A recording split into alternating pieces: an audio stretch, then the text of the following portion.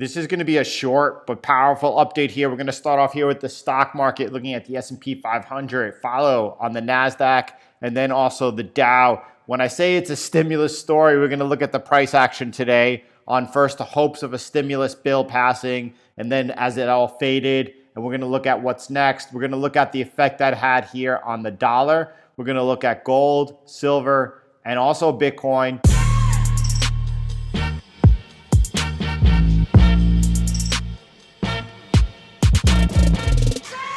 This is Jordan with Conquer Trading and Investing. If you're new here, welcome. And if you're not, welcome back. We're going to start here with the S&P 500. I want to go ahead and focus in on what we're looking at and what we've been following. And we've been focused on over here. You could see this area over here. That's a descending wedge pattern. We had a breakout and then a retest and then a resumption out. This morning on the live stream right over here, as price made a higher high above the horizontal support at 33.39, we looked at taking a long entry. Now I want to go ahead and see what happened next so you could see what I believe what should be happening right now. As we cross the next resistance over here, you could see this trend line coming in at 33.80. At that point, your stop loss should have went to break even. If you look down at the 15-minute chart over here, and by the way, here's the first glimpse at intraday price action. You could see that price made it above this next resistance area. It made it above this trend line.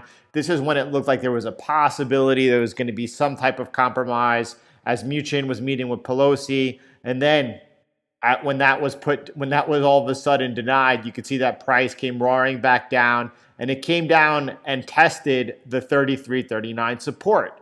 And this so far is holding. You should have been stopped out over here. You should have been stopped out at break even, okay? As price went and came towards that resistance over here and was trading above it, at that point you lock in your stop loss to break even, and price, if you look over here at the intraday, would have taken you out, okay? You have to be comfortable, first of all, with taking a stop loss at break even.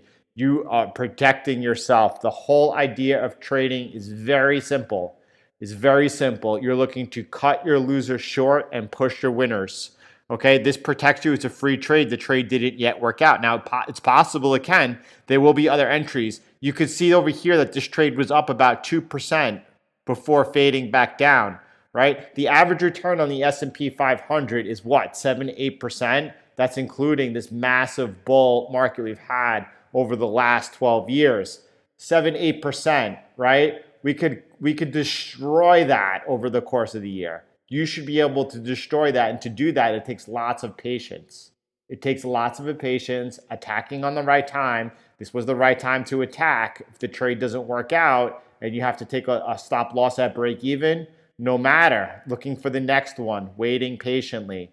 By going ahead and taking these type of swing trades on the indexes, you should drastically outperform a buy and hold strategy. So what's up next right here on the S&P 500? We're back in no man's land, no problem at all. Still maintaining the bullish breakout over here out of this descending wedge. However, we are back neutral, meaning no position, okay? Not a big deal.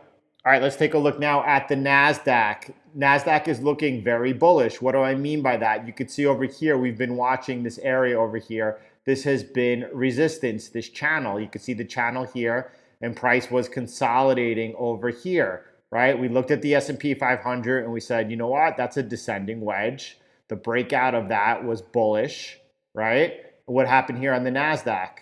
With this was a consolidation pattern over here. We had two false breaks to the downside over here, right? We tried to get short over here, right? We tried to definitely take advantage of that. No follow through on the trade, no problem. Right over here, though, now it appears that we're trying to break out to the upside over here. I said if we get above the upper end of this resistance over here, this channel resistance over here, that is extremely bullish for the Nasdaq. It looks like it's happening over here. There is no entry to take right now. I said this morning on the live stream, I would not take this entry. You have to look at it and wonder if it's a good entry. What do I mean by that? Let me go ahead and clear this up for you. Let me go ahead and actually work with the clean screen over here. Here we are. Getting back above this area over here, this is resistance, right? You can see the entry comes right at right at the resistance itself. It's a good entry normally, but since price was already trading up a couple of percent, since this candle was so big, I said I would not take this trade this morning over here. That's why we leaned into the S&P 500. It was the best trade of the bunch. When I say bunch, it's between the three indexes. However, the Nasdaq's looking great over here. If we're able to go ahead and confirm off this and resume out of here, that's a great entry here on the Nasdaq. Now, I would like to see one of two things happen. I would either like to see during Asia a lower high put in. What does a lower high mean? This is the high off the New York session. I would like to see a lower high put in, and then either a resumption above that, either during London or New York. That would be a beautiful entry on the Nasdaq. That might not happen. It's possible that this continues to extend above. In that case, we'll be watching this. Well, I'm going to go ahead and I'll extend this trend line over here. We might come as far as that trend line, and then when we have the first pullback, we will look to see if this area holds. We have this trend line over here coupled with this resistance should now be turned support over here, and a resumption off of there will also provide a good entry. So it's not here today, no problem. We'll keep monitoring it. S&P 500 neutral right now, no problem. What about the Dow? Let's take a look over here together. We could see the Dow, again, we're all aware that while the other three were consolidating, here was the Dow consolidating in this downward sloping channel over here. It broke out, retested perfectly, and is resuming out. All three indexes right now definitely have their bullish structure back in place. Do you see how we navigated that tough market conditions over the last couple of weeks and have kept ourselves on the right side of the market, while you have other people on both sides, whether they're bullish or bearish, just taking a position and hoping?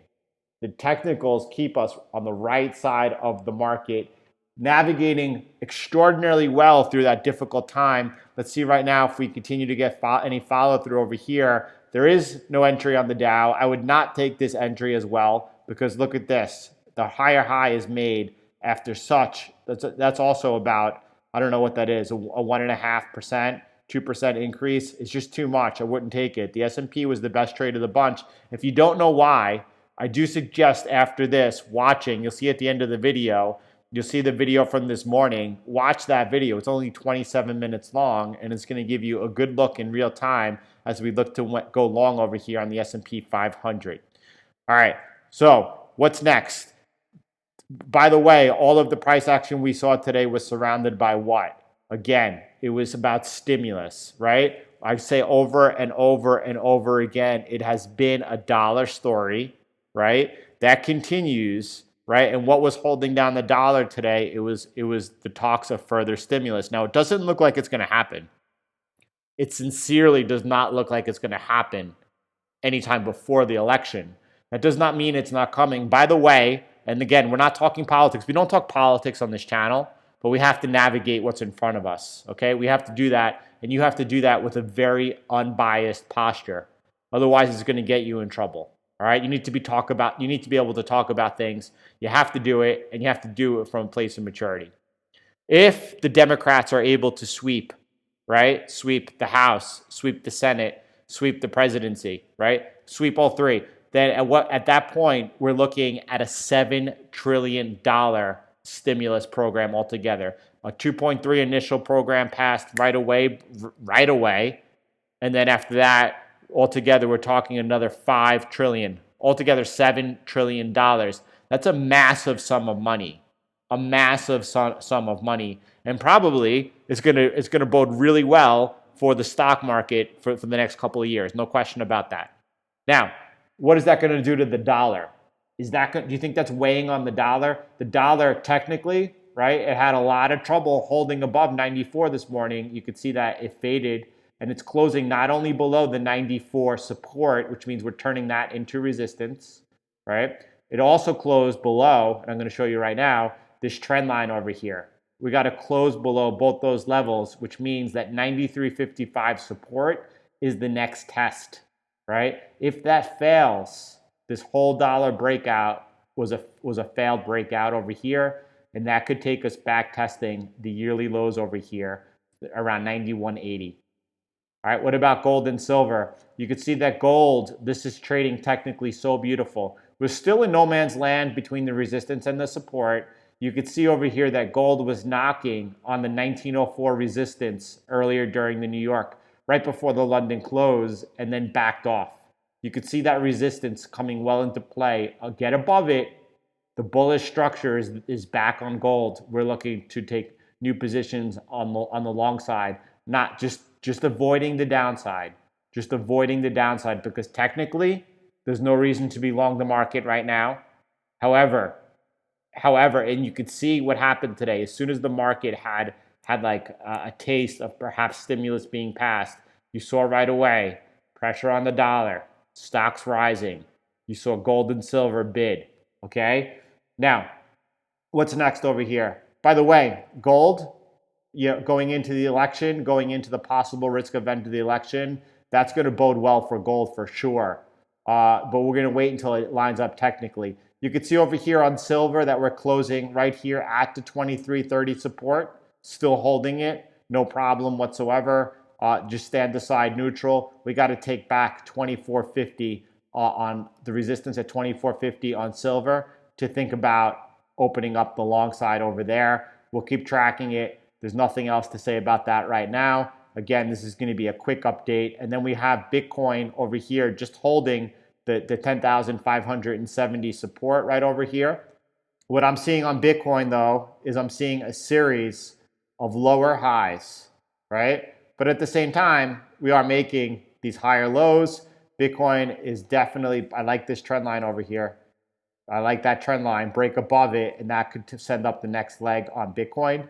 No question about it. October, coming right up. October tends to be one of the seasonally best months of the year for Bitcoin, followed by November. I think the average return in October is 30% and 60% in November for Bitcoin. Okay? Be aware of that as well, because on Bitcoin, not only do you have the technicals humming, you also have the fundamentals. All right, let's take a look at some charts. By the way, these charts are by Bloomberg and they can be found on Zero Hedge if you want to follow along. You can see here, this is the third quarter. You can see the Dow led, followed by gold and bonds, and the dollar were weaker. But if you look at what happened in September, that was completely reversed. You had the dollar and bonds leading, and the Dow and gold were actually lagging. However, if you look at what happened over here, let me go jump over to here. If you look at the Dow, right, over the third quarter, you could see that it has maintained this nice bit of consolidation over here. Everyone's aware of, I believe, that the Nasdaq has been leading new all-time highs and then going on to make and continue those gains. Then the S&P went on to make those new all-time highs. The Dow has not yet done so. That was Dow theory in effect right there. When you don't have all three indexes confirming themselves, that's a structural weakness. And then we have seen that big pullback all of September. But if you take a step back and you look, the Dow has been hanging in there, consolidating pretty well. This is, okay, you could see over here, you could see the Dow, the dip, okay, not as bad. You see the bigger dip over here in the Russell, and then again over in the Nasdaq. What else do we have over here? This is the dollar index. This is a nice chart to look at over here. You could see over here, this is when we got short the dollar over here at the end of May.